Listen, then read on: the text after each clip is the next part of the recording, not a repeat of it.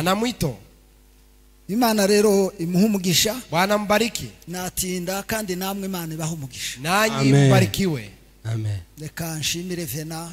Tumshukuru na madame familia ya directeur banakiriye nk'umwami ambao wamenipokea kama mfalme. Haleluya. Amen. Bikomeye cyane n'injubizi. Mimi najua hayo. Nshimire n'umushumba rero kuri gahunda yampaye. Na mchungaji kwa program ambayo imenipea. Turamenyanye. Tumejuana. Ubwo nawe azansura. Naye pia atanisalimu. Ya nshimiye Imana yakoze ibi. Bwana pewe sifa aliyotenda haya. Nibyo naje kureba. Na ni haya ambayo nimekuja kuona. Ndizera ko rwa mbere rutari rumeze nkuru. Naamini ya kwamba kanisa la kwanza ilikuwa haiko sawa hivi. Haleluya. Amen. Imana rero ni kwizikora. Ni hivyo Mungu anatenda. Amen. Amen. Amen. Tukihebe ngo wahuye n'ikibazo. Usiweze kukata tamaa kwamba umekumbwa na shida. Muri cya kibazo. Katika ile shida, Imana ihakinzira yo kuguha igisubizo. Bwana humo na kupea njia kupata jibu. Tena jibu nzuri. Uko nukuri. Ile ni kweli. Twarabibonye mu buzima bwacu turakuze. Tumewahi kuiona katika maisha yetu sisi. Iyo winjiraga mu kibazo. Wakati unaingia kwa shida. Uzimana. Ujua Mungu. Uhitumenya ngo hangiye kwambuka. Na hapo unajua ya kwamba karibu uvuke. Tena uvukie mahali pazuri. Haleluya. Haleluya. Niko bimera. Ni hivyo gisi ilivyo. Yesu ashimwe. Apewe sifa Bwana. Na tangu buhamya ngatinda kuko naweza kutoa. Wenda tuzabona nikindi gihe ubu ngubu nyine no kubaramutsa. Hivi ni salamu tu. Karibu cyane. Haleluya. Amen amen. Ejo nariko nganira Vena ubuhamya bw'umusore umwe duturanye Kigali. Nilikuwa nikizungumza na directeur nikimpea ushuhuda ya kijana ambao tunaishi naye. Yashimuswe n'abagizi ba nabi muri Neymar kiriya gihugu bamubwiye ngo aje kubona yakazi ashimutwa n'ababandi. Eti watu wakamdanganya eti wakuja umpeye kazi na hapo wakaenda kabisa wakamualeve tuseme wakamkidnape. Aja kwisanga mu maboko y'abantu bafite intwaro. Akakutana iko mikononi mwa wale wajambazi ambao wako na silaha. Bamushira muri prison. Wakamweka kwa jela. Bamukoresha kazi kuburetu. Wakamtumikisha kazi ya utumwa. Kumanywa na nijoro. Usiku na mchana. Yahunyiza bakamutwika n'amashanyarazi. Akisinzia wanamuunguza na kura. Na umeme. None hari heba. Na hapo wakakata tamaa. Kuko yari umukristo. Kwa sababu alikuwa mkristo. Imana iramubwira ngo ngiye kugucura utahe. Bwana akamwambia ni karibu niweze kuondoa urudi nyumbani. Haleluya. Amen. Amen. Yaravuze ati ryo jwi ryagarutse kenshi nkibwira ko ari sauti hiyo imekuja maradufu nikasema ni vipi? Buke yakora umurimo nabi. Akatumika kazi vibaya. Baba bandi bashaka kumwica. Wale wajambazi wakaribu Mungu. Msikie gisi Mungu anatendaka. Bamuha abantu baje kumwica babaha amafaranga ati mumujane ni mumugezi yo mashamba. Wakapea watu pesa ili waweze katika msituni waweze kumuua huko. Baba na pasiporo yati muiti ruhande rwe. Hata pasiporo yake muiweke pembeni yake. Bazabone ko abantu yishwe n'abantu. Eti waseme ya kwamba ameuawa na wengine. Amen. Amen. Baba bandi baramujana bagiye kumwica. Wale wajambazi wakamchukua akimpeleka wakitafuta kumuua. Ngo bagere mu nzira. Walipofika njiani. Imana hindura imitima yao. Bwana akageuza nia zao. Amen. Amen. Umva ko Imana izigira. Sikia Mungu gisa natenda. Bamugirira imbabazi. Wakamuonea huruma. Haleluya. Amen. Baramubwira tubundi wewe niko tugiye kukwishura ziriki. Wewe mbona tunatafuta karibu tukuue? Ni nini umefanya kosa gani? Akawaambia kosa mahabari zake. Baramubwira bati wewe ndi tukikwisha. Wewe hatutakuua. Ahubwo ryama dufata ifoto kuri intumbi. Lakini lala tuze kwerekana. Tupiche picha tuone ya kwamba umekufa. Bafata amafaranga bahawe yo kumwica barayamuha. Pesa ambao wamepewa wamuue wakampea. Bati ngaya amafaranga ugende uraza kugera ahantu uhasanga inyeshamba naho sinzi uko bigenda. Eti utaenda ukifika mahali utakutana na wengine wanajeshi abashengezi inyeshamba zibeni zingizi nyine. Wengine wa adui utawakutana huko. Ngwa agera hahandi. Akafika mahali pale. Zanyeshamba zuzura umutima w'imbabazi. Wale wa maadui akasikia roho wa huruma. Zimuhumwe imyenda. Akampea vazi. Zimuha amazi aroga. Akampea maji akanao. Zimuha ibyo kurya. Akampea chakula. Zimuha telefone. Akampa simu. Ahamagara mu Rwanda. Akaita Rwanda. Bica kuri ambasade. Kapita kwa ambasade. Bamuriza indege. Wakampandisha ndege. Akarudi. Amen. Amen. Amen. Acha murufu kugira ngo akire. Akapitia kwa kifo ili aweze kupona. haleluya Haleluya. Amen. imana igukisha mu bakwica Bwana anakupitisha kwa wale ambao wana haja ya kuua. ikaguha ibindi byiza Anakupea mengine mazuri. ikaguha ubundi buzima Anakupea maisha mengine. nicyo gituma ibimera nk'ibitwica Ndiyo sababu ambayo inafanana. Haleluya. Amen.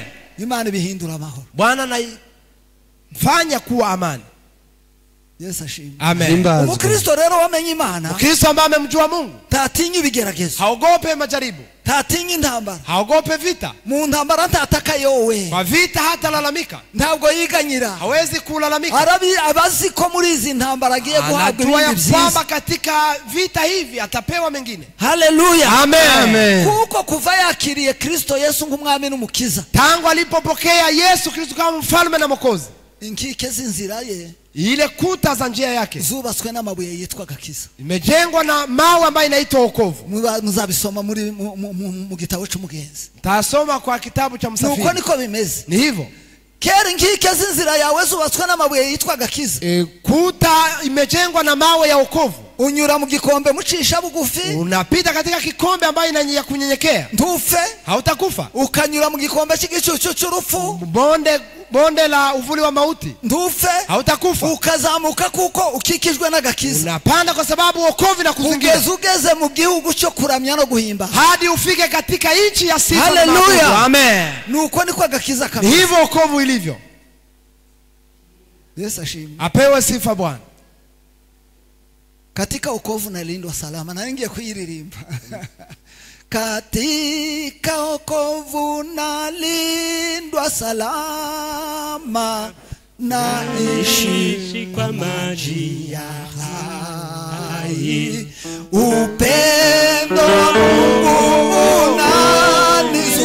unanizunguka na kunihifadhi daima, na kunihifadhi daima. Hallelujah. Amen. Ele la sidi. Hallelujah. Dodelayo enia. Atukuzwe. Hallelujah. Amen. Ahimidiwe Bwana. Yasanse nanje ndahigira. Ndelo sare. Yesu ashimwe. Ahimbazwe Mwana. Mugakiza n'ahantu heza muri bwa Ndani bugingo ya buhoraho. wokovu katika maisha ya milele. Haleluya. Amen. Tumezingirwa na Mungu na wokovu.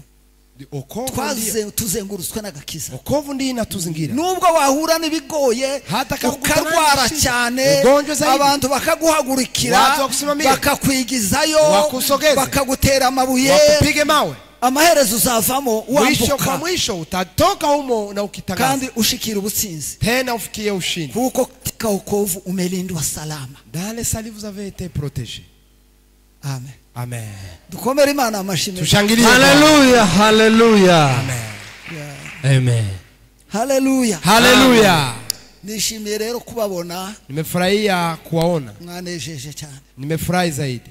Yesu ashimwe. Amen. Baririmbye Imana ibaha umugisha, Waimbaji mbarikiwe. kandi Imana ihabwa umugisha yabahaye inyubako nk'iyi ngiyi. Bwana apewe sifa leo, apea jengo kama hili. Ndio. Imana zitanga inyubako. Bwana anatoa jengo.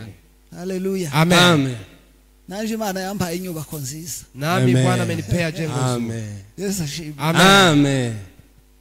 Imbi nyubako rwose nubundi buhamya, nta sadaka y'umukristo, nta fundraising, nta Ni credit. ushuhuda mwingine, bila sadaka ya Wakristo, bila fundraising, kujitoa.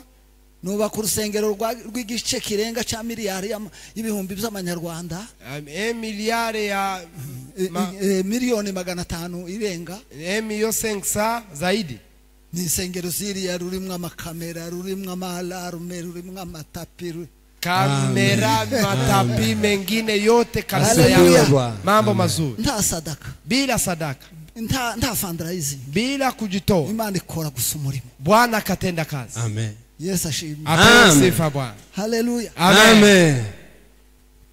Nubundi buhamya ariko Imana izikora. Bwana, ushuhuda mwingine, Bwana anatenda. Ya ndumva nezerewe, umwanya wanje uragiye. Reka dusome ijambo ry'Imana. Tusome neno la Mungu. Zaburi 133, Zaburi 133, murongo wa mbere n'uwa gatatu. mstari wa kwanza na watatu. Ndasoma muri Bibiliya zibiri z'ikinyarwanda Katika Biblia takatifu na Bibiliya yera. hata Biblia takatifu.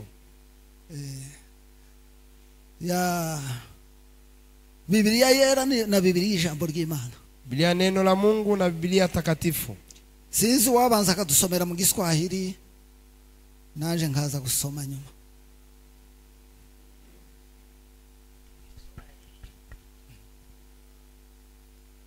Zaburi 133 nasema, tazama jinsi ilivyo vema na kupendeza wakati ndugu wanapoishi pamoja katika umoja. Amena. Ni kama mafuta ya samani yaliyomiminwa kichwani yakitiririka kwenye ndevu za Aaron. Amena. Mpaka kwenye upindo wa mavazi yake. Ni kama vile umande wa Hermon unavyoanguka juu ya mlima Sayuni. Kwa maana huko ndiko Bwana alikoamuru baraka yake, naam hata uzima wa milele. Amen. Hallelujah. Amen. Ilivyo ya samane.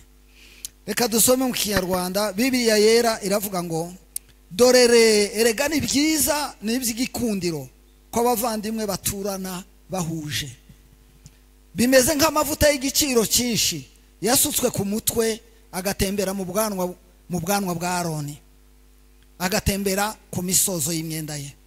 Kandi bimeze nk'ikime cyo kuri Herumoni kimanukira ku misozi y'Isiyoni, kuko aho ariho Uwiteka yategekeye umugisha, ari wo bugingo bw'iteka. Amen. Amen. Iyo ni Biblia yera. Biblia ijambo ry'Imana ndayikunda cyane, muza mu bisoma zombi. Umvayo aravuga ngo mbega ukunda ari byiza. Hallelujah. Amen. Mbega ukunda ari byiza, ngo mbega ukunda bishimishije. Ndiyo. Hallelujah. Amen. Ngo iyo abavandimwe baturanye bahuje, ngo ni byiza nk'amavuta. Iyi yindi yavuze ngo bimeze nk'amavuta. Wumva kandi ukasha ni byiza nk'amavuta meza yasutswe kuri Aroni, yasutswe ku mutwe we, ashoka mu bwanwa bwe no ku myambaro ye. Ni byiza ngaho ikime cya Hermoni cyatonda ku dusozi twa Siyoni. Koko aho ni Uwiteka yiyemeje. Amen. Amen. Hallelujah. Hallelujah. Urubwira kinangwa ngo yiyemeje. Bwana ameweza kujikubalisha. Gutanga umugisha, gutangira umugisha, kuhakikisha kutoa baraka kugeza mu bugingo buhoraho hadi katika maisha ya milele. Amen. Amen. Katurangiriza mu Wakorinto igice cya mbere umurongo wa 10. Wakorinto wa kwanza. Wakorinto wa mbere. Wa kwanza. Sura ya kwanza mstari wa 10. Katwiyute. Ariko bene data ndabingingira mu izina rya Yesu Kristo kugira ngo mwese muvuge kumwe kandi he kugira ibice biremwa muri mwe, ahubwo muhurize hamwe rwose muhuje umutima n'inama. Amen. Nasema na wasi ndugu zangu katika jina la Bwana wetu Yesu Kristo kwamba mpatane nia zenu ninyi kwa ninyi, ili pasiwepo na matengano katikati yenu, na kwamba muwe na umoja kikamilifu katika nia na katika kusudi. Amen. Amen. Hallelujah. Amen. Amen. Umutwe w'ijambo turi buganire, kiini ya neno ambalo tutazungumza, uravuga ngo akamaro ko guturana muhuje, faida ya kuishi kwa umoja. Agaciro, akamaro, ibyiza, faida wala mema ambayo tunapata wakati tunaishi kwa umoja, zo guturana muhuje, kuishi kwa umoja. Ibyiza byo kubana mu rusengero muhuje, mema ya kuishi kanisani tukiwa na umoja. Ibyiza byo kubana mu mujyi mwese muhuje, mema ya kuishi katika mji tukiwa kwa umoja. Ibyiza byo kubana muri quartier muhuje, mema ya kuishi kwa kata tukiwa na umoja. Hallelujah. Amen. Amen. Twe tuba mu gihugu kigoye, tunaishi katika nchi ambayo ni nzito, cyabayemo ibintu bigoye cyane, umekuwepo mambo ambayo ni mazito. Kugira ngo habe ugomba kwirinda kugira ngo imibanire yawe nabo mwegeranye ibe myiza. Lazima ujilinde wewe na jirani yako muweze kuishi vizuri. Hallelujah. Amen. Ugakora ibishoboka, utende iwezekanavyo, ubaye uri umunyabwenge, kama wewe ni mwenye hekima, kugira ngo umuturanyi wawe uraha nuri haruguru ili mubane neza, wajirani wako muweze kuishi nao vizuri. Haleluya. Amen. Atukuzwe. Umugani w'ikinyarwanda w'ikinyamurenguzi uvuga ngo umuturanyi arakurutira umuvandimwe wa kure. Jirani mzuri anazidi ndugu yako ambaye iko mbali. Haleluya. Amen. Amen. Rero habamwo ibyiza, Na mambo mema, guturana neza, kuishi vizuri, habamwo bigira akamaro. mna faida humo. Tudatinze, Bila kukawa, iyo usoma Zaburi kuva kuri Zaburi 120 ukianzia kwa Zaburi 112 ukageza kuri Zaburi ya 134 hadi Zaburi 134 bazita Zaburi z'amazamuka. ni zaburi za kupanda. Mu Gifaransa baravuga ngo ni Zaburi za degré, Ni zaburi psaume de degré, de montée. de montée. Amen. Amen. Icyo ni ukwigisha ni Zaburi z'amazamuka. Ni zaburi za kupanda. Hari impamvu yatumye izi Zaburi zingana gutya kuva kuri 120 bazita Zaburi z'amazamuka. Kuna sababu imesababisha hii zaburi kuanzia 112 hadi 134 waseme hivyo. Abasobanuzi babiri bavuga ko ari indirimbo zaririmbwe ubwoko bw'Imana burimo buzamuka bugana urusengero. Nyimbo hizi zimeimbwa, taifa la Mungu likuwa ikipanda kienda kanisani. Kandi izi indirimbo zaririmbwe ubwoko bwa Israeli burimo buva mu bunyage. Ni nyimbo ambazo zimeimbwa wakati taifa la Israeli lilikuwa linatoka katika utumwa. Bava i Babuloni, Walikuwa wakitoka Babiloni, bagana i Yerusalemu ku nzu y'Imana. walikuwa wakielekeza Yerusalemu kwa nyumba ya Mungu. Haleluya. Amen. Nuko nta mwanya wagenda guzisoma, Ungeendelea kusoma, ugenda usanga harimo amagambo agaragaza ko bari mu rugendo, agaragaza ko hari aho bavuye. unaonesha ya kwamba wako kwa safari, wako wanaekelea mahali. Twavugaga n'impamvu zatumaga baje iyo ngiyo badashaka bakajya. Hata sababu tungezisema ambazo zilikuwa zinasababisha waende mahali hawataki. Burya kubana mudahuje Kuishi na hamuambatane, hamuna umoja, bigereranijwe no kuba mu bucakara, ni kunalinganishwa na kuwa katika no utumwa, kuba mu buzima bubi, kuwa katika maisha mabaya, no kuba mu buzima bwo kwinura, katika maisha ya kuweza kuba mu buzima bwo kutishimira, maisha ambayo haufurahi, kuba mu buzima bwo kwivovora, maisha ambayo ya kunungunika. Amen. Amen. Haleluya. Amen. Iyo uri muva muri ubwo buzima uzamuka, Ukitoka kwa maisha hayo ukipanda, uja mu buzima bw'urukundo, ukienda katika maisha ya upendo, uja mu buzima bwo guhuza katika n'undi, maisha ya kukutanana na mwingine, uja mu buzima bwo kwakira inshuti yawe, maisha ya kupokea rafiki yako, uja mu buzima bwo kwiyegereza umuturanyi. maisha ya kukaribisha jirani. Haleluya. Haleluya. Ibyishimo bigenda bizamuka. Furaha inaendelea ikipanda. Amen. Amen. Haleluya. Amen. Amen. Iyo usomye Zaburi ya 40 Yesaya 48 Yesaya 48 umurongo wa 20 mstari wa 20 haravuga ngo nimuva muri Babuloni, mkitoka Babiloni muveyo muririmba, mutoke huko mkimba, murangurura amajwi y'ibyishimo, mkipandisha sauti ya furaha, muzamamaza, mkiyatangaza. Haleluya. Amen. Amen. Ubundi ubuzima bwa kimuntu, Maisha ya binadamu ya kamere, ya asili, kamere iba mu buzima bwo gusuzugurana, ile hisia inakuwa katika maisha ya kudharaulika, iba mu buzima bwo kwirata, maisha ya kujisifu, iba kujitapa, mu buzima bwo kumva kuri hejuru yu, maisha ya kusikia kwamba uko juu ya mwingine. uko niko kamere zimeze. Ni hivyo hisia ilivyo, Ubwo ni ubuzima bubi. ni maisha mabaya.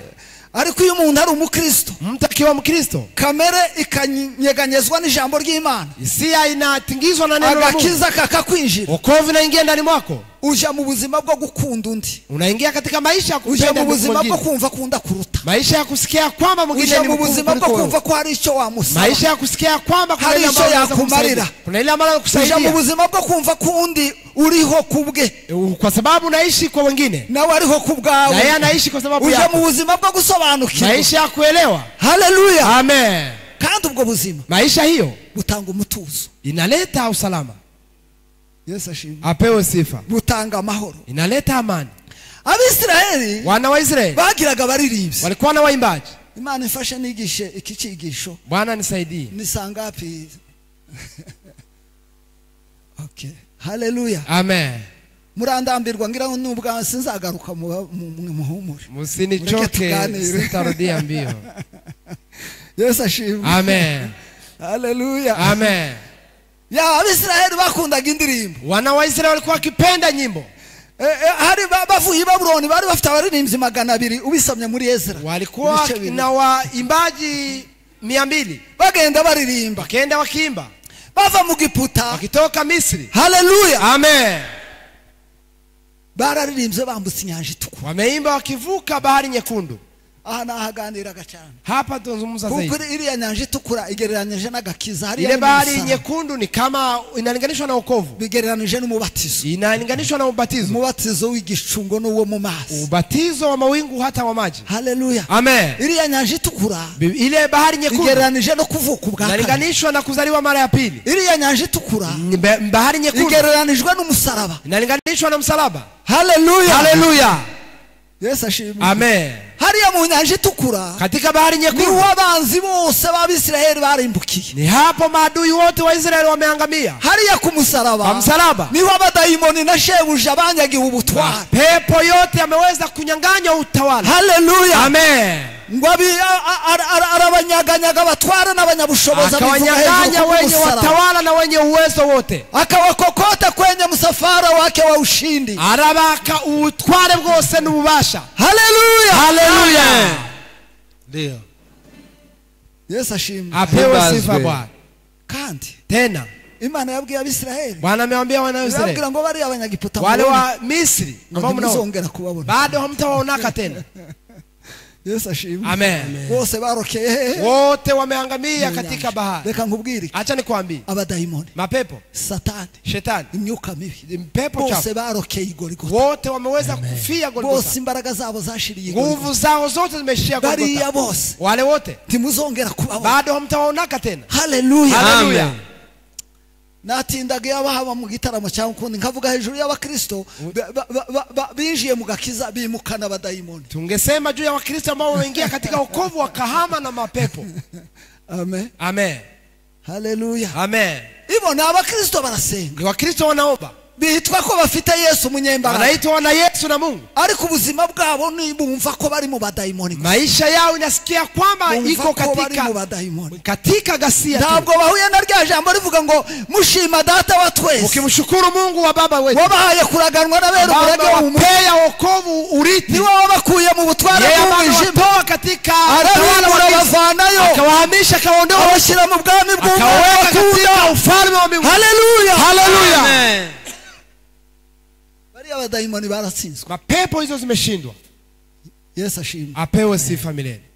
haleluya Amen. twarabasize Tumewaacha. iyo byizeye gutyo Ukiamini hivyo, bamenya ko wamenye ukuri wanajua ya kwamba umejua kandi kweli, bakagutinya tena wakakuogopa. ariko usanga hari abakristo Unakutana Wakristo n'amatorero hata makanisa, hari amatorero amwe yitwa ngo ya deliverance maisha ambayo inaitwa ya kuweza kuweka huru watu, ibintu byose n'abadayimoni makanisa ambayo ya mapepo tu. isazi ni dayimoni Inzi ni pepo, umuserebanya ni dayimoni kidudu ile tetebre ni imbeba ni dayimoni panya ni pepo. ubuzima bwabo gusa niko mashetani Maisha yao tu ni kama shetani, bibera gusa mu ntozi z'abadayimoni wanaishi katika furumiza mapepo.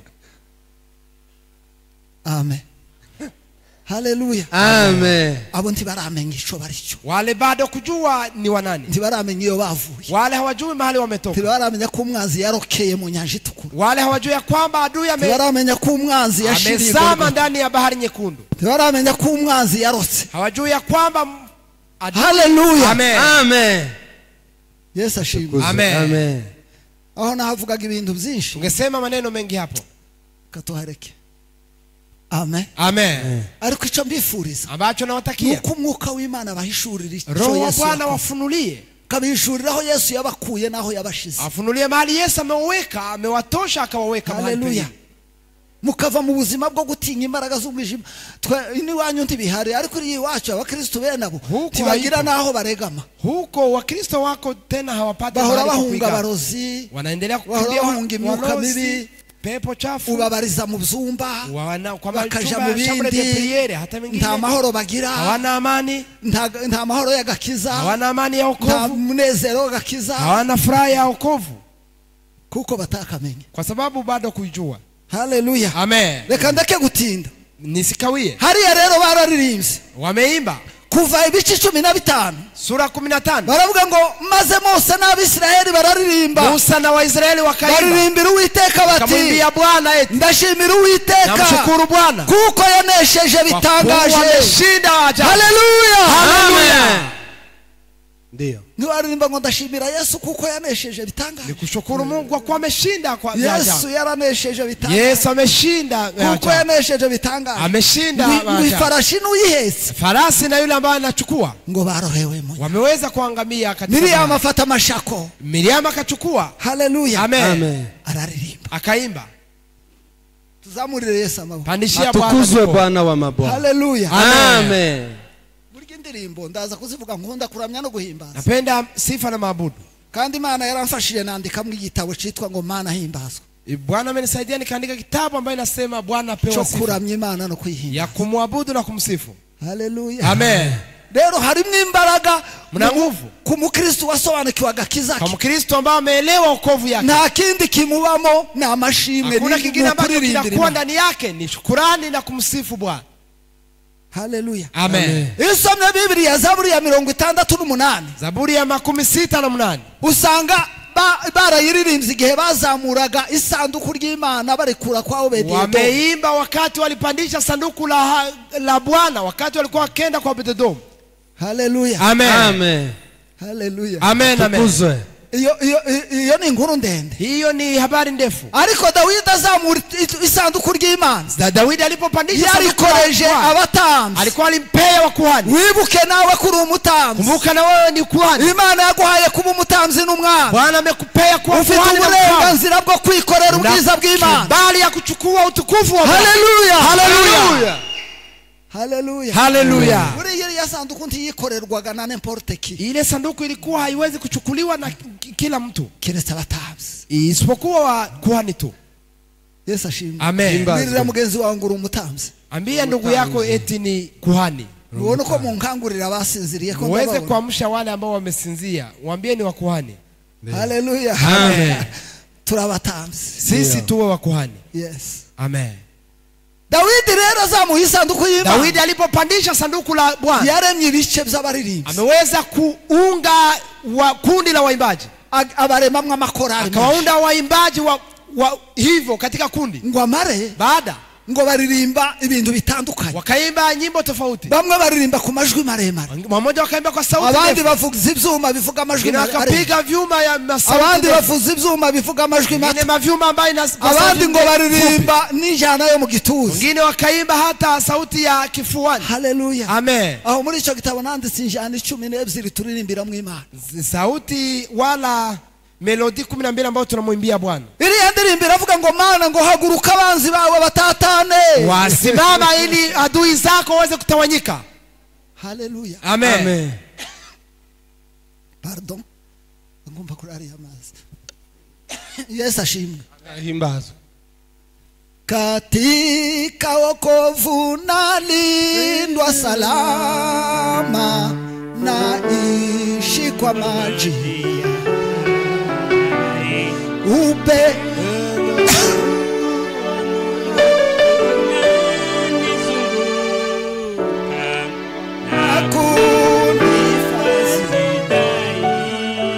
haleluya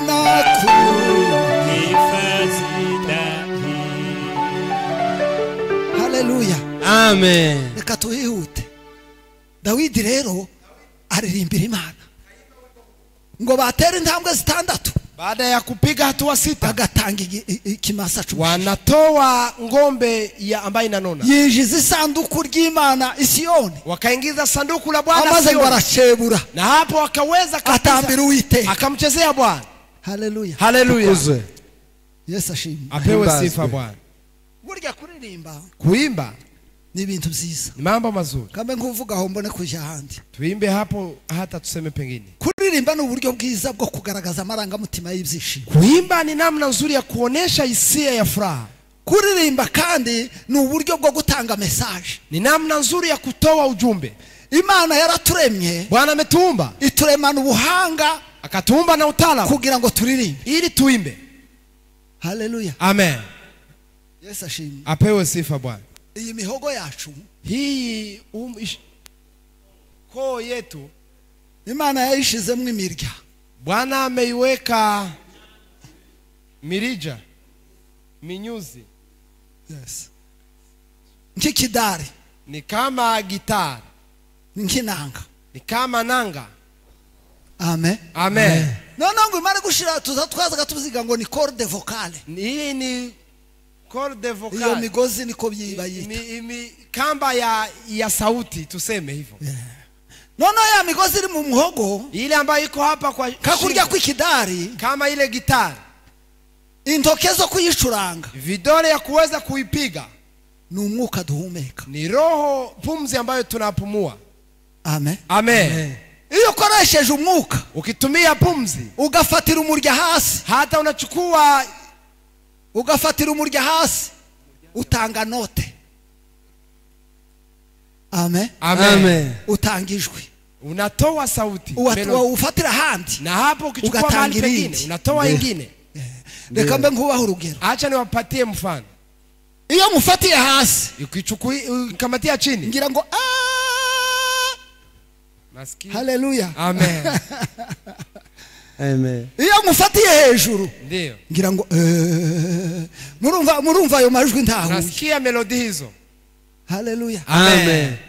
Wa mwuka ni ugenda ufata ya migozi, Ile pumzi niyo itaweza ukagenda utanga melodi, na hiyo inatoa ile masauti, bigatuma indirimbo iryoha, inasababisha nyimbo iwe tamu. Haleluya. Amen. Atukuzwe. Muri definition y'indirimbo, Katika kueleza nyimbo vizuri, ngo kuririmba, kuimba ngo no gutanga amaso agreeable à l'oreille, ni kuweza kuimba kwa sauti gutanga ambazo zishimisha zitasikia, matwi. kuchangana sauti ili ziweze kusikilikana kwa masikio vizuri.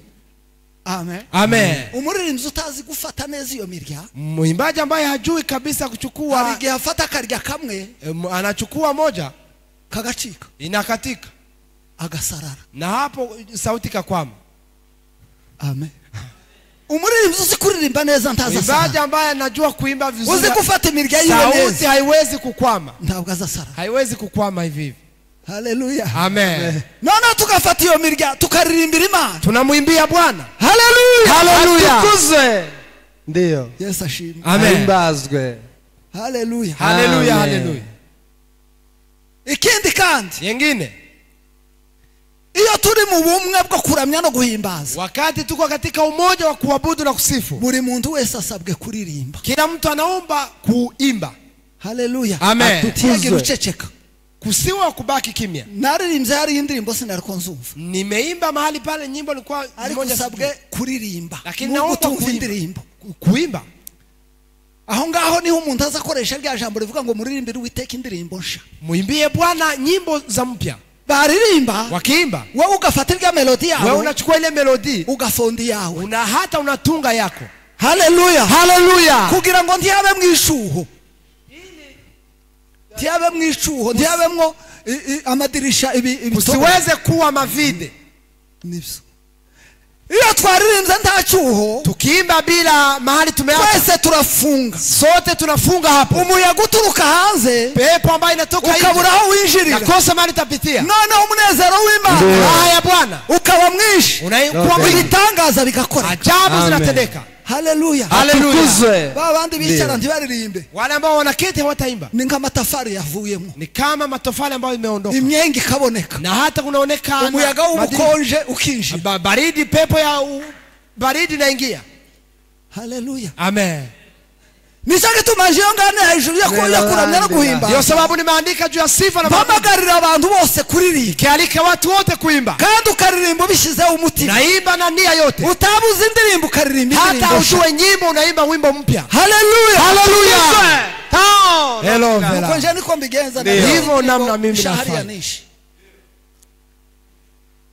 ngeza ahantu bakarima ngo mbega urukundo, Kifika mahali wanaimba upendo Imana yacu, upendo wa Mungu wetu, ntawarondo, kuna ambaye unaweza kuhesabu korungana ilivyo. Haleluya. Amen. Simenye iyo ndirimbo, Na sitajua wimbo hiyo kwa mfano. tantangiri yanje, Mimi naanza yangu. Imana yanje, Mungu wangu, ndagukunda cyane, nakupenda zaidi, wangiriye neza, kiza.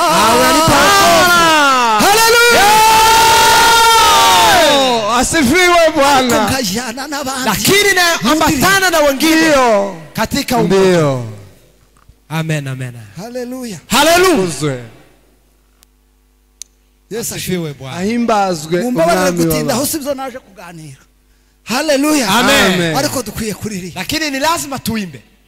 yesu ashimwe Apewe sifa. iyo Bwana. usomye bibiliya ya Yesaya Soma Yesaya. haravuga ngo ni muririmba b'imisba bari ku misozi Muimbe hata ambao wako ngo milimani. namwe abamanuka baje ku nyanja Nanyi ambao mnashuka ngo mkienda namwe kwa abari bahari. Kedari Nanyi ambao mko ngo huko. namwe abari mu mago yanyu Nanyi ambao mko ngo nyumbani. nimuturagare muririmbe Muweze kuimba. ngo Uwiteka aratabara Bwana ngo atawajia. atabare nk'intwari Bwana atawasaidia. haleluya Haleluya. imwe muri izi zaburi z'amazamuka Zaburi za iravuga ngo kupanda. nimuririmbire Uwiteka Muimbie Bwana. ngo muririmbe mwishimye Muimbe mkifurahi. ngo nawe aramanuka Naye atashuka. ngo kuko mwamuharuriye inzira Kuwa mmeweza kuririmbira kushusha. Imana Mmetengeneza ni ukuyiharurira inzira Tuweza kumtengeneza mugakura njia. ibishike mu nzira Naondoa Imana visiki ikamanuka njiani. Na Bwana ikanashura anashuka. ingemu Anawaletea mahitaji haleluya majibu. Hao.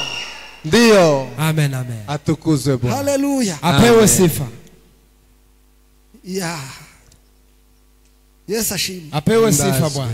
reka turangize niba mutarambiwe tuvuga inyungu gusa Tuseme faida. zo kubana Faida za kuishi kwa amani. zo guhuza Za- dushingiye Faida za umoja. Bibiliya yavuze ngo reka ni byiza kandi Ni birashimishije vema tena yapendeza ngo kuko abavandimwe babana ba ya kwamba wandugu waishi kwa amani. ngo bimeze nk'amavuta Ni kama mafuta. amen Amen. icya mbere Ya kwanza yasutswe ku mutwe ambayo imemwangwa katika kichwa. wa Aroni Kichwa cha Haruni. reka mbabwire umutwe Acha niambie kichwa. haleluya Amen. umutwe ni urugingo rukomeye ni muri trois parties ya korime Ndio. bakita partie supérieure Kichwa ni kiungo kimoja katika viungo tatu vya mwili. bayita supérieure novuga Ni kiungo ambako kiko juu ya hivi vingine. kandi umutwe niwe muntu Tena kichwa ni huo mtu. baravuga ngo bibe ku mutwe wawe Yawe katika kichwa yako. amen Amen. iyo bavuze ngo bibe ku mutwe wawe bivuze ngo bibe Hayo kuri yawe wewe katika kichwa yako. Ni kusema yawe juu yako. kandi umutwe Tena kichwa. muri ya masansa yose atanu umuntu agira amuhesha kumenya ibiri hanze Katika namna tano za kujua ya kwamba mambo ambayo yako nje. umutwe wonyine ugira zine Kichwa tu inakuwa na 4.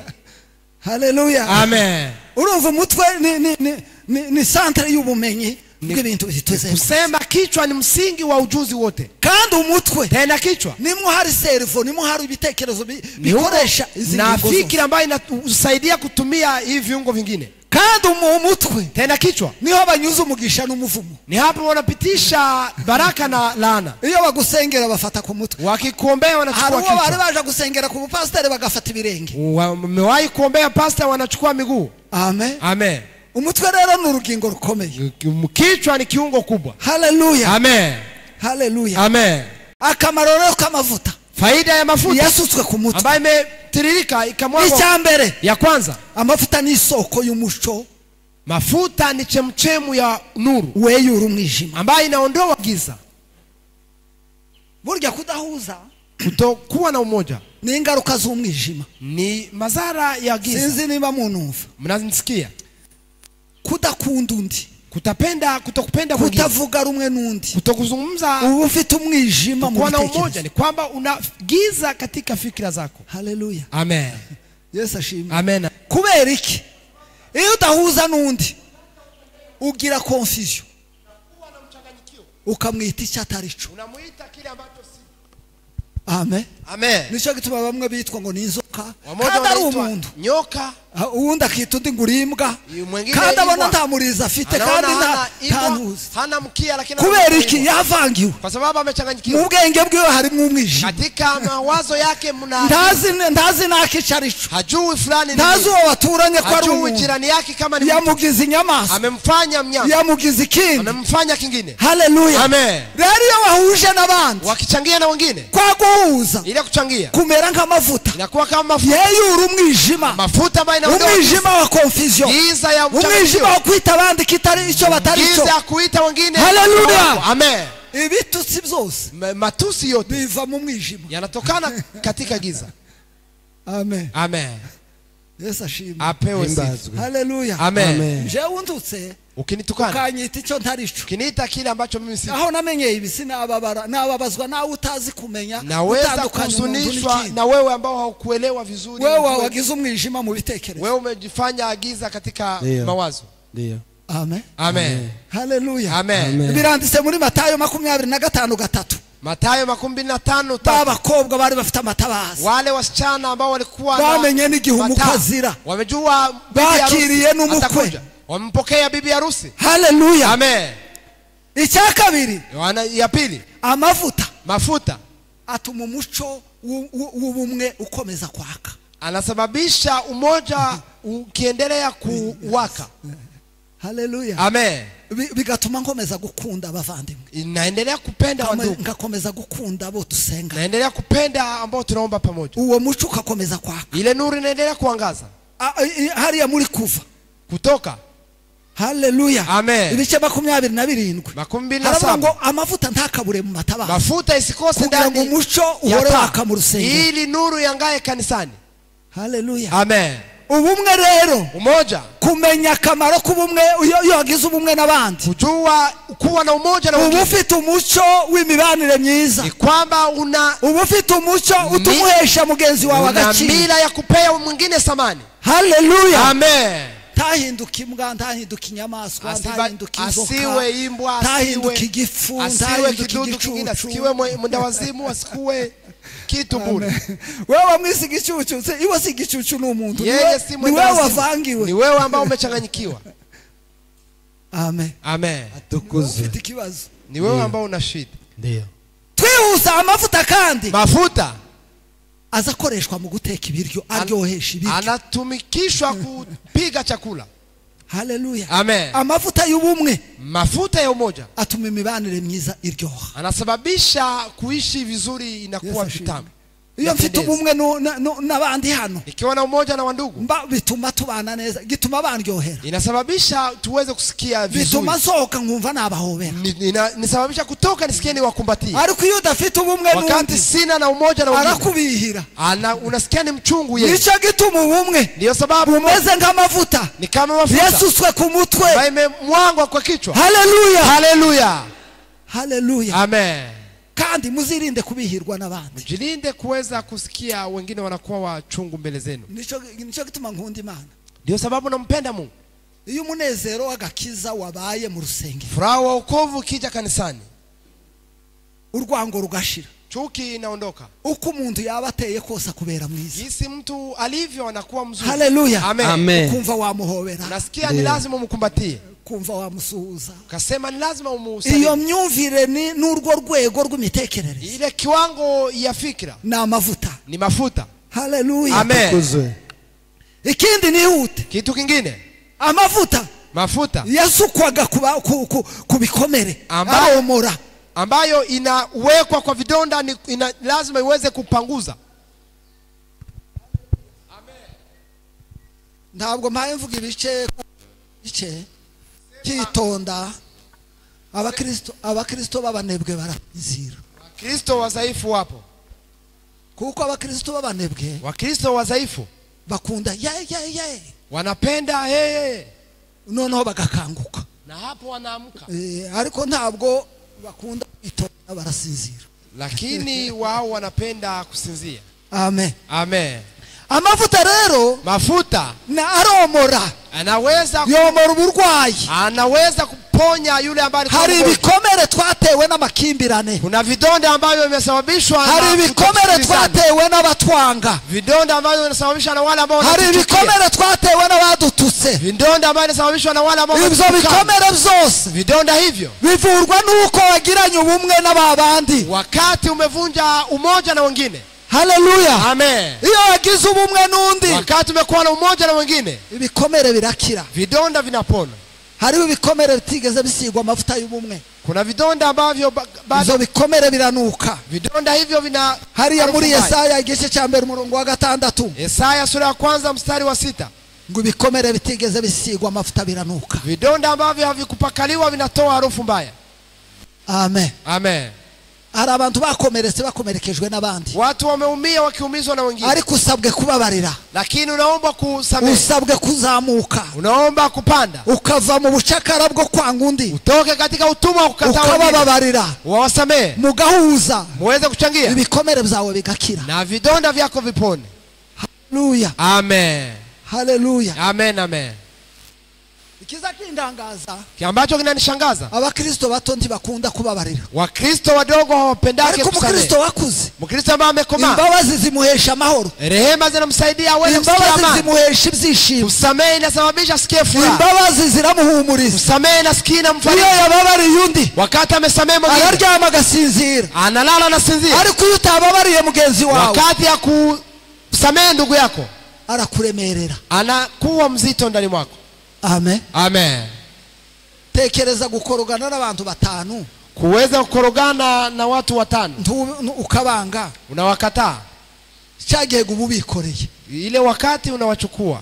sinzi terume twazaga tuvuga ngo ndure, n'abakobwa bari barayigize igihe cyacu, Wasichana walikuwa wanasema, wabahaye umuvuga ngo ndure, eti uweze kunishusha chini. ni ukuvuga ngo uwo waze cyangwa ufitiye umuti ubumwikoreye, Ule ambao unachukia ni kwamba unamchukua kichwani, wikoreye umuntu w'ibiro 100, unachukua mtu wa kilo ushize undi 100, w'ibiro 50, naweka mwingine wa kilo ushize undi 50, w'ibiro 60, mwingine wa kilo 60. ugasanga wa muntu yaranegekaye, Unasikia ule mtu abandi wikoreye bariryamiye, wale ambao barasinziriye, ni wowe wavunitse, warushe, kandi ntacyo batwara, hautawakura mu mago yabo, hautaondoa nyumbani mwao. ntimwumva ko ari ukudanganya. Usikia kwamba ni kukosa amani. Haleluya, Amen, haleluya, amen. twari dukwiriye kubabarira Ni abaducumuye, lazima tusameane kugira ngo tusigwe ya mavuta ili y'ubumwe. tupakaliwe ile mafuta. Haleluya, Amen. imibanire myiza yomora ibisebe, Kuishi vizuri na wengine inasaidia, inaponya vidonda. ikindi amavuta agabanya imibabaro, Mafuta inapunguza uchungu. aho nta makomantere, Hapo hakuna ariko no kubikomera iyo wasize amavuta biroroha. ukipaka. Ikindi amavuta atuma umuntu asa neza. Mafuta inasababisha mtu angae. Haleluya, Amen. aho se ndarinda kubisobanura. Hapo nitaweza kuleta mafafanuo. Umuntu utisize ndimusanga afite umwera, Mtu ambaye hakujipaka unakutana ameweza kusamuka. rero umuntu udafite ubumwe n'abandi, Mtu ambaye hana umoja na wengine usanga yarachakaye, unakutana ameweza kusamuka. usanga yararakaye, Unakutana amesirika, usanga adakeye, unakutana hangaye, usanga yaragize iminya, unakutana kabisa usanga atakivugana n'abandi, nasikia mkutana hasungumza, usanga yariguze. unakutana amekuwa upweke. Ariko ubumwe, Lakini umoja, kubana neza, kuishi vizuri, gukesha mu maso, inasababishwa gukesha wangapi? umutima, Na sababu n'amavuta rohoni ni uba mafuta. wisize, Ukipaka, ukagubwa neza. unasikia vizuri. Haleluya, Amen. haleluya, Amen, amen. ni amavuta. Ni mafuta. Yesu ashimwe. Amen. Ya amavuta ahindura abantu, Mafuta inabadili watu, kuba bejejwe, niyo atuma umuntu aba miza para. inasababisha mtu aweze kusafishwa. Amavuta kandi ni ikigereranyo cy'umwuka wera. Mafuta ni jaribu ya Roho Mtakatifu. Ya. Dore kunda ari byiza, Ona namna gani ni vyema ko abavandimwe baturana bahuje, ndugu waishi kwa salama, baturana bemerana, waishi wakikubaliana, baturana bababarirana, waishi wakisameheana. haleluya, Amen. bimeze Ni nk'amavuta. kama mafuta. Yesu ashimwe, Amen. Ahimbazwe, Yesu ashimwe cyane. Amen, amen, atukuzwe. Ya. Umuntu w'umunyabwenge Mtu mwenye hekima aharanira kubana n'undi neza, cyane umuturanyi, anatafutisha aweze kuishi na wandugu kwa amani. no mu rusengero Hata kanisani asaba Imana kugira ngo aba bose yumve ko ari abavandimwe be, anaomba kila watu wote asikia kwamba ni wandugu. no kwegera imeza y'ameza y'umwami, Hata kuelekea ile wema ya ugomba mfalme. kuyegera wakuza, nibwo busobanuro bw'ameza. Niyo. Ameza hasangira aba Kunachangia wale ambao wako na umoja. haleluya. Amen. ibyo bintu muzabiharanire muzagira amahoro. Muyapiganie Ayo mtakuwa na mavuta amani. azabagwa neza. Mafuta itaweza Ayo kuwaletea. mavuta y'ubumwe azabomora. Mafuta Ayo itawaponya. mavuta y'ubumwe azabaha Mafuta ya ibitotsi. umoja itawapea Ayo usingizi. mavuta y'ubumwe Mafuta ya umoja azabagomorera imigisha. itaweza kumiminia baraka. Haleluya. Amen. Ikindi turangize. Ili tumalize. Amen. Amen.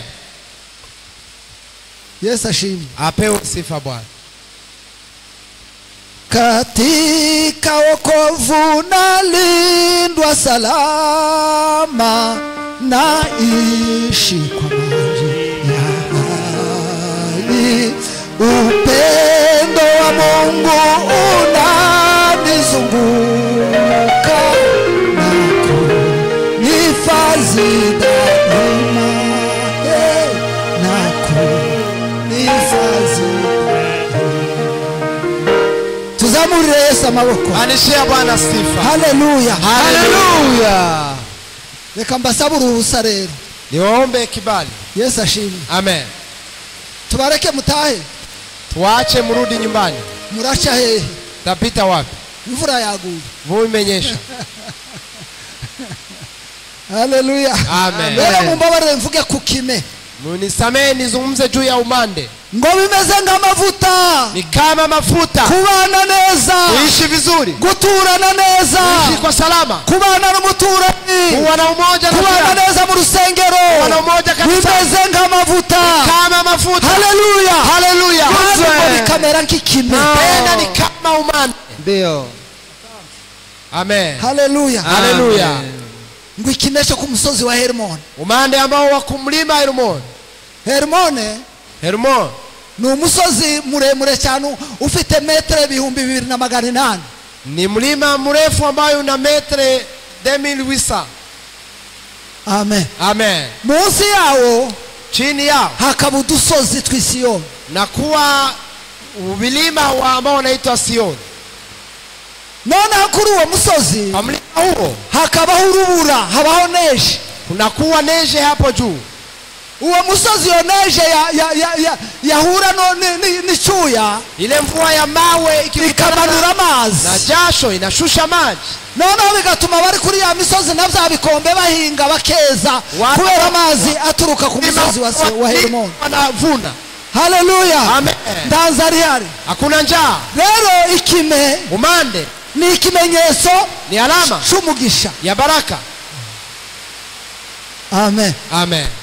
Iyo usomye Itangiriro 22 Mwanzo 27 umurongo wa 28 haravuga ngo Imana iguhe ku kime kiva mu ijuru. Bwana akupe kwa umande ambao unatoka mbinguni. Ikime nikimanuka, umande ukishuka, uhabwa umwero w'ubutaka, pewe mavuno ya ardhi.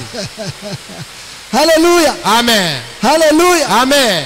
Reka mbabwire, acha niwaambie, imibanire myiza, kuishi vizuri, ica umuhanda w'imigisha. Inaweza kupea barabara ya baraka, ni chemchemu ya baraka. Uko ni ukuri. Ile ni kweli. Habe no mu rugo umugabo n'umugore, hata nyumbani iyo babanye bahuje, wakiishi kwa salama, begeranya umutima n'ibitekerezo, sogeana fikira na mawazo, umugisha uramanuka, baraka inashuka. Haleluya. Amen. Iyo babanye batikurana, wakiishi bakinga amarembo y'imigisha, afunga n'umugisha wabonetse, baraka ntabwo banezeza, haitawafurahisha. Haleluya. Amen. Bahora mu maganya, wanaendelea ariko ubumwe, lakini umoja gutanga umugisha, natoa baraka, mugatanga n'ivyishimo, natoa furaha. Haleluya. Amen. Muracyari ko munyumva? Mnanisikia? Hariya ntuye Kacyiru, mahala naishi Kacyiru, niho hari urusengero, ni hapo kuna kanisa. haruguru hakaba inzu y'umukire ya etage, juu yetu kuna nyumba ya tajiri ya etage. kila kagira umumu kingurira igipango cy'imodoka. Ule tajiri anakuwa na tumishi ambaye anafungulia gari.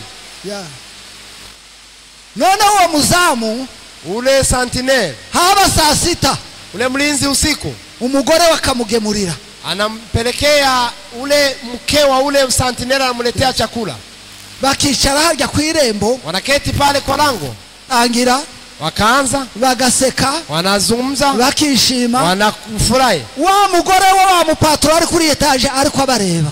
Ule mke wa patro wa tajiri akiwatazama akiwa kwa gorofa. Amen. Amen. Ngo bucamagara wa muzamuwe Akaita ule sentinele wake. aramubwira ati wewe amafaranga nguhemba pesa ambayo nakulipa ntabwo angana so nangiye mu mugi, ntabwo angana n'amafaranga nsohoka nangiye mu mugi, hasilingane na pesa ambazo mimi na kuwa nazo wakati naingia kwa ariko kindangaza lakini ya kushangaza nuko umugore wawe azazana ibiryo mke wako anakuletea chakula naho mubirira ndi ameze neza hali mnakulia si pazuri ariko ngabona muriye munezerewe naona mnafurahi ngabona ko muraseka naona mnacheka kandi tena je umugabo wanje mimi na mume n'iyinzu ubona na nyumba tuzatuvugana hatuzungumze tugira ibyumba bibiri tuna chumba mbili umwarara muri kimwe moja analala huko undi akarara mu kindi analala huko. wa mwana we mtoto mbwirira warikuye niambie siri nifanye vipi. Haleluya. Amen. Nabone kimba mahoro nabonye mufite kipa amani ambayo kama na kigurane yinzu naweza kuiuza hata nyumba ariko ngatunga yo mahoro yangu lakini niwe na amani ambayo mnayo. Haleluya. Amen. Tukuzwe. Haleluya. Ahimidiwe Bwana. Yesu ashimwe. Amen. Imbazwe. Umukozi aramubwira mtumisha kama mwambie umuzamu ule ata mahoro dufite tava mu byo kurya byiza haitoki kwa chakula nzuri tava no mu mafaranga menshi kwa pesa ambazo tunazo. amahoro dufite amani tunayo ava kuri Yesu inatoka kwa Yesu Kristo inatoka kwa Yesu. turya duke tunakula kidogo tukaryama kare tunalala mapema tunywa mukaru tunakunywa tugakangurwa n'inyoni Anilaso kila tugasinzira tukagororoka tunalala kabisa tunanyoroka. Haleluya. Amen. wa mugore ateze uwo Yesu namubona naje yambaye mahoro Yesu huyo nikipewa naweza kupata hiyo amani. aramubwira ati neza akamwambia ni kweli naje ku mugore nicaye muri biro mbona umugore ari keti kwa ofisi ule mama kaja. Haleluya. Amen. Anganirira ayo makuru akanipea habari hizo ngo mara tinanje wambo Yesu nami unaweza kunipea Yesu. Yesu ashimwe Amen. Imbazo. ndanezerwa cyane nikafurahi zaidi ndamuganiriza nikamzungumzia ndangije ndamusenga baada nikamwombea. Haleluya. Amen. hagize iminsi nje kumusura baada ya siku nikaenda kumsura bimeze biti kamwambia ni vipi ati biracyari kwa kundi ni vile vile ati umugabo atari ko hari ikintu cyahindutse lakini kuna kitu ambacho ati muri nje nubwo tutaragira icumba kimwe hata kama hatukuwa na chumba moja ati nagize amahoro ntari nsanganywe kuwa na amani bado kuwa nayo ibintu byose umugabo nkorera ndabisuzugura tena mama ati nsanga ni normale nasikia ni ya kawaida ati nayo mahoro nagize ni ntegereje ko ibindi biza na ngoja hata mengine atakuja. Haleluya. Amen. ndamubwira ndo icyambere igisubizo cyambere Imana itanga na amahoro. Jibu ya kwanza ambayo Bwana anatoa nicyo gituma Yesu yabwiye abigishwa ngo amahoro yanje abe muri amani yenu iwe nanyi kwa mitume abe muri awe ndani yenu. Ndino kubana n'umugabo muzabana neza uige kuwa naye. Haleluya. Amen. Kandi Imana yarabikemura. Bwana ameyatenda. burya amahoro guhuza amani kuchangia ni isoko y'umugisha kuwa na umoja kandi wa mugisha mukawutunga mukawishimira kuwa na ile baraka ariko hatari amahoro mahali hakuna amani amafaranga ntacamaze pesa si kitu. Haleluya. Haleluya. Rero ni byiza ni vizuri kubana muhuje ishi kwa salama bimeze nk'ikime kama umande. Haleluya. Haleluya. Ndio gituma umweruba ambaye inasababisha mimea ikomaa. Yesu ashimwe. Amen. Imbazwe. Habe no mu hata kanisani murashaka ububyutse unapenda uamsho ni mukundane mpendane. Amen. Amen. Mudashingiye ku bwoko bila kubaguana mudashingiye ku butunzi bila kuona utajiri mwese mukundane nyote mpendane murebe umugisha Imana izamanura muri urusengero muone baraka ambayo Bwana atashusha kwa kanisa. Ni kama imwe ni ibyindirimbo ni kama vile nyimbo iyo uri mu rusengero utumva mugenzi wawe kiwa kanisani au usikie warashogotse ndugu yako ni kwamba ukinjiza umuyaga na pepo ukonje ya kibaridi. Haleluya. Amen. kubaha umushumba kumheshimu kiongozi kubaha umushumba. Haleluya. Amen. ni umugisha ukomeye baraka kubwa. Haleluya. Amen. ntabwo ari naje kwigira si hayo ni ariko iyo wubasha umushumba ugakunda umushumba wawe ukimpenda mchungaji iyo hagaza akavuga ngo Imana ibaha umugisha, akisimama akisema Haleluya. baraka, wa mugisha uraza. ile baraka inakuja. Ariko iyo utamwiyumvamo, Kama uisikie, wubaka ikibambazi. unajenga ukuta hapo. Burya kudahuza n'undi, Utakuchangia na uba mwingine. wubatse ikibambazi. Umejenga ukuta hapo. Iyo yohereje umugisha, Ukituma baraka, ugonga cya kibambazi, unagonga ile ukuta. ntabwo kugeraho, Haiwezi kufikia. urawubura kandi yawutanze, Unakosa na kubera kutoa. kutamwakira, Kwa kuwa umpokea. kubera kutamukunda, Kwa kuwa umpenda. kubera kutumva ko ari umubyeyi wawe. Asikie ni mzazi wako. Haleluya. Amen. Uko niko bimera kandi niko kuri Ni hivyo ilivyo, tena ni kweli. ko mu gihugu cy'umwuka. Amen. Amen. Ntabwo naje kwigisha iby'abashumba, Nimekuja kuhubiri ya wachungaji. ariko umushumba niwe visionnaire. Mchungaji ndiye maono yetu. Iyo bavuze ngo hari inama y'urusengero, mureke mvuga ko ngako ndangiza. Kama nasema kuna kikao ya kanisa. Amen. Amen. Burya abantu bose bari mu nama babita bande? Abantu bari mu nama babita bande? Abaje nama. Imana bahumugisha. Nabaje nama. Ni washauri. Yes, abantu bose bari mu nama y'itorero naba? Ni washauri. Umuje nama n'umuki. Mshauri ni nani? Amen. Amen. Reka mbaho urugero. Mfano, Turi mu nama, tukiwa kwa kikao, umushumba akavuga ngo twubake insengero. mchungaji anasema tujenge kanisa. Haleluya. Amen. Iyo niyo vision y'umushumba. Ni hiyo maono ya Abandi mchungaji. mwese Wengine nyote mutangira kumugira inama y'uburyo urwo rusengero ruzubakwa. mnamshauri namna gani kanisa litajengwa. Haleluya. Amen. Nuko gusa. Ni hivyo. Ariko ikiza gitangaza Ya kushangaza. nuko umushumba avuga ngo twubake urusengero, Tujenge kanisa. undi nawe ngo yangonje numva twabanza tukareka tukubaka amashuri. Wengine naona hapana, tujenge masomo. Icyo gihe rero turi umujyanama, Wewe si mshauri. ahubwo wanze vision y'umushumba, Umekataa maono ubaye ya mchungaji. opoza. Umeweza Nicyo kiza kizana amacakubiri rero mu nama. inaleta. Haleluya. Amen. Cyangwa umushumba akavuga ngo dusure naka, Tuende kutembelea nawe fulani. ukavuga ngo yaye ngo tubanza tumureke ngo dusure naka. Tuache fulani Iyo tutembelee ntabwo ari fulani. inama, Ile si shauri. ni opposition. Ni ile kabisa. Ariko kuwa umujyanama adui atanga inama Anatoa ku shauri. gitekerezo cyande cy'umushumba. kwa wazo la mchungaji. Haleluya. Amen. Haleluya. Amen. Mugatanga inama kugira ngo mugende neza, Natoa shauri ili mambo ya kandi kugira ngo mugere mu bumwe. ili muwe na umoja. Kuba kugira ubumwe, Kuwa na umoja. Paulo yabigereranije n'umubiri. Paulo amelinganisha na mwili. Haleluya. Amen.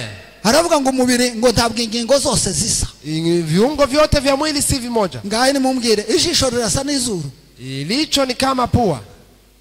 Ntabwo bisa. Inafanana na pua. Akanwa haifanani. karasa n'ugutwi? Kinywa inafanana na Ntabwo bisa. sikio. Amaboko arasa n'umubiri? Mikono inafanana n'amaguru? na miguu. Ntabwo bisa. Hapana. Ariko kuko bidasa, Kwa kuwa havifanani. ibyo bikorera hamwe, Lakini vinatumika kwa umoja. birumvikana Vinasikilizana. kandi bigakundana. Inapendana. Ino rya sitara, Ukikwa, amaso akihutira kureba uko ryabaye, macho inakimbilia kuona. amaboko ukikwa. akihutira gufata, Mikono inachukua akanwa kukamata. kakihutira guhuha. Kinywa inakimbilia. Haleluya. Amen.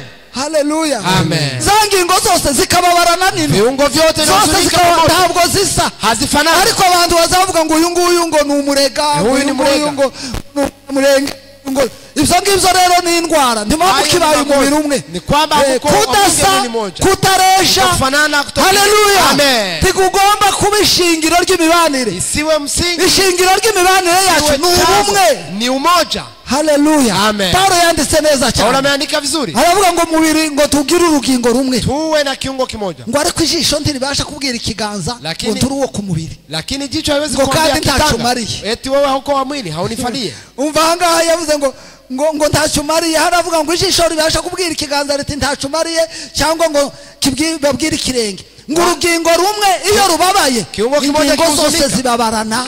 Viungo vyote vinahuzunika pamoja. Murumva urwo rwego? Mnasikia? Haleluya. Amen. Urwo ni urwego rwo guhuza. Ile ni ngazi ya umoja. Haleluya. Amen. Haleluya. Amen. Haleluya. Haleluya. Ndarangije. Namaliza. Duharanire kubana amahoro. Tupiganie kuweza kuwa na umoja. Biblia iravuga ngo hahirwa abaharanira kubana amahoro, Heri wale ambao wanapigania kuwa na amani. nibo Kuishi kwa bazabona salama. iki? Ni wale ambao Imana. watamwona. Heri wapatanishi, Haigwa kwa maana wao watamwona Mungu. kubera ko aribo bazabona Imana. Ugomba kurwana kugira ngo ukunde undi, Ni lazima upiganishe wiyumve upende nk'undi. mwingine. Byarimbuka bisabira Imana, Hata uombe Mungu. haleluya Amen. kabwira Imana ngo mpa urukundo Nipeye upendo. mpa kumukunda Nipe kumpenda. mukundishe rwa rukundo wankunze Pende na ile upendo umenipenda. wankunze ntacunsha Umenipenda bila kutoa wankunze chochote. ndari mwiza Umenipenda siku ariko ndanaje urukundo rwawe kwa upendo wako. haleluya Amen. nanje ndukunda umudamu wanje Nami nipende mke wangu. ndukunda umugabo wanje Nipende mume wangu. ndukunda abo tubana mu Pende rusengero wa ndugu na marafiki hata wa kanisani. haleluya Amen. kugira ngo twese tubane mu bumwe Ili tuishi kwa ico salama. gihe amavuta y'umugisha Wakati huo amavuta avura mafuta ambayo inaponya kandi n'ikime cy'umugisha hata umande wa baraka bizatumanukira tatujia. Imana ibahe umugisha Bwana wabariki. Imana ibagirire Bwana neza watendee. Imana ibahe kuharanira gukubana Bwana wape amahoro kupigania. Imana ibahe guharanira gukundana Bwana endelee kuwapa Imana ibahe kupendana. kumva ko mushaka kubana Kusikia Amen. kwamba muishi kwa salama. haleluya Amen. ya katuririmba karirimbo Tuimbe wimbo. gira dusenga Imana Na hapo tuombe Mungu. sinzi indirimbo yo mu gushimisha ivuga ngo babana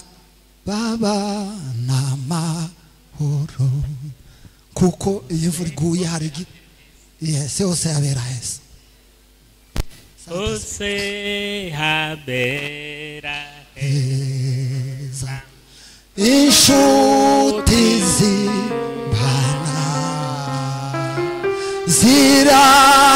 zirakundana neza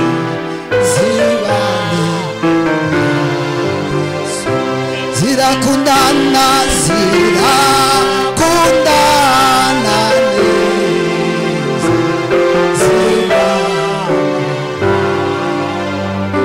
kuko iyi mvura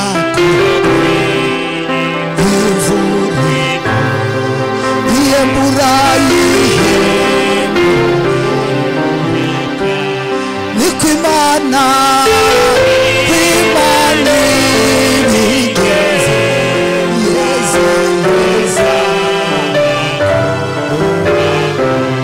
niko Imana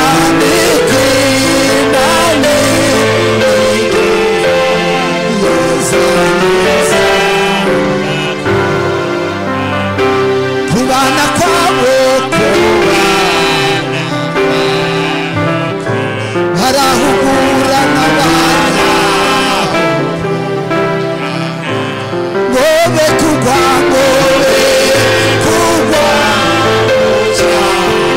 abane ngobe kugwa mu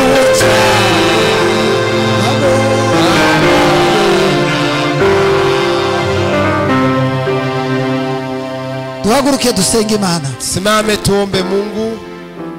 imvura iguye Mvua ikinyesha igahembura imyaka hata mimea inapata imisozi ikamera ubwatsi imyaka ikamera mu mirima imisozi ikagatirwa n'imikumbi milima ibikombe bikuzura amasaka bigaturagara bikaririmba niko Imana izibigeza hivyo Mungu anafanya yeza abana bahuje anapatia wale ambao wanaishi. Reka dusenga Imana. Acha tuombe Mungu.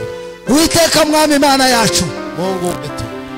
haleluya Amen. turagukeneye mu mitima yacu turagukeneye mu buzima bwacu turagukeneye mwami mu mibanire turagukeneye ngo uduhe umutima wo kubana duhuje umutima wo kubana twegeranye umutima wo kubana dukundanye umutima wo guhana inama umutima wo kuzirikana mugenzi wawe umutima wo guha agaciro mugenzi wawe umutima wa kwikimana umutima utangwa n'umwuka wera umutima wa gikristo kugira ngo tumere duhabwe ikime cy'umugisha ikime gihembura imyaka ikime gitonyanga ikime kiva kuri harmoni duhabwe mwami amavuta yomora ibisebe amavuta akangura ubwenge amavuta atuma dutekereza neza amavuta atuma duha bagenzi bacu agaciro urakoze urakoze ku bw'ubwo bumwe atanze muri iri torero,